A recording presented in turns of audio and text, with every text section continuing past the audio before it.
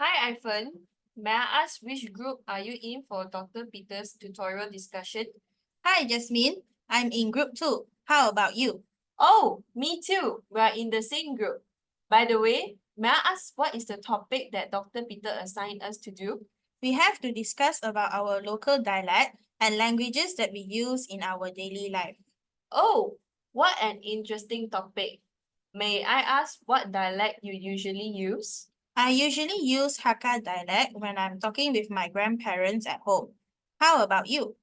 I use Hokkien dialect while talking to my grandparents too, but not to my parents. Although my parents are Hokkien Chinese, but they can't understand or speak Hokkien as they are not exposed to that dialect. Can you speak fluent Hokkien?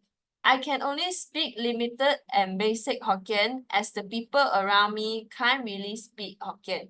Therefore, I have no one to practice speaking Hokkien with. How's your Hakka fluency? I'm able to speak fluently in Hakka as I'm exposed to that dialect since young. My grandparents taught me that dialect, and my parents sometimes talk to me in Hakka too. Oh, I see. I have always thought that Hakka is a very interesting dialect. What languages do you use to communicate among your friends? I speak a few languages actually, and it depends on who I'm communicating with. Usually, I will use English to communicate with my friends from different races. For Chinese, I will usually communicate with them in either Mandarin or Cantonese. I will also use Malay language to speak with some of my friends too, but it will not be that fluent. How about you?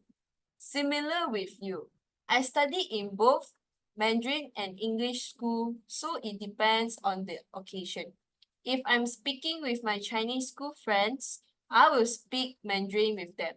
If it's with my English school friends, I will speak either English or Malay with them. However, with my very close friends, I usually speak in Cantonese since we are from the same hometown. In this way, I will feel more home ground. How about your hometown? What languages do they use there? Since I'm from KL, the people there usually communicate in English or Mandarin. However, in my neighborhood area, I will mainly use Mandarin to communicate with my neighbors as my area has more Chinese old folks. I will also use Mandarin to communicate with the hawkers when I go out to buy food. I see. Back in Ipoh, the Chinese usually speaks Cantonese. For example, when I go to the morning market near my area, I will speak in Cantonese with the people there. Even if I take away food from hawker centers, Cantonese is mutually used. Oh, okay. Now that I'm in university, I don't really get the chance to speak my Hakka dialect as Penang is full of Hokkien people. I wish I can find someone who can speak Hakka with me in uni, even though the chances of encountering one is kind of slim. Same. Even though I'm able to speak Hokkien, the Hokkien used in Penang is different from my hometown. Sometimes I am not able to catch up with the conversation among the locals as our Hokkien dialect is spoken in a different slang. Then, do you still use Cantonese now that you are in uni? I still use Cantonese here as I have friends from my hometown who are studying in USM too.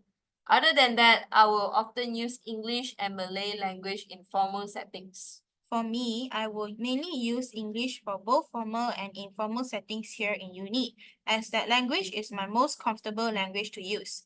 If it is necessary, I will still use Malay language to communicate. However, it is not that fluent. Since you are a multilingual person too, what is your most comfortable language to use for communication purposes? Personally, speaking in Cantonese brings out my personality more as this is the main language that I use to communicate with my family. Whoa! Through this discussion, I'm able to get to know you more.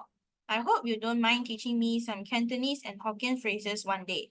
I will be glad to.